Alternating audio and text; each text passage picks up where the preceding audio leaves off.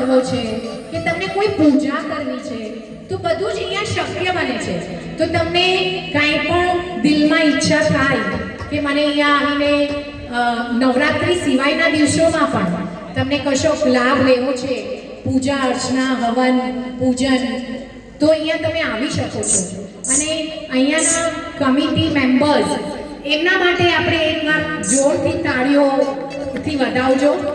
પૂરો વિરાર કનકાઈના કમિટી મેમ્બર્સના અથાગ પ્રયત્નોથી ધીરે ધીરે અહીંયા આવનારા ભક્તજનોની સંખ્યા વધતી જાય છે.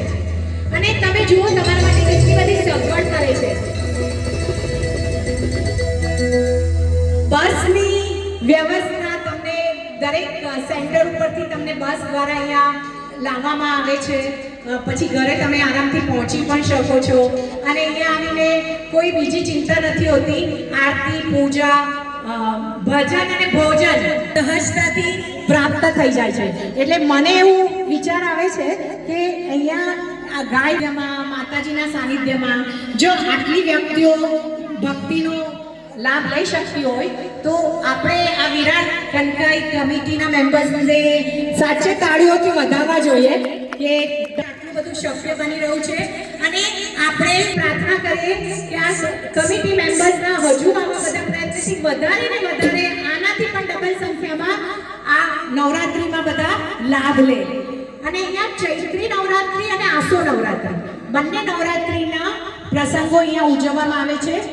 દર નવરાત્રિમાં ગરબા અને હવન અહીંયા થતા હોય છે. તો તમને બધાને જ ખૂબ ખૂબ તમને થેન્ક યુ કે તમે બધા અહીંયા આવો છો. અને આજે આપણે નીરવભાઈ બારોટ જે ગુજરાતનું ગૌરવ છે એમના રાસ ગરબાનો આનંદ લેવાનો છે. તો all are ready? Yes.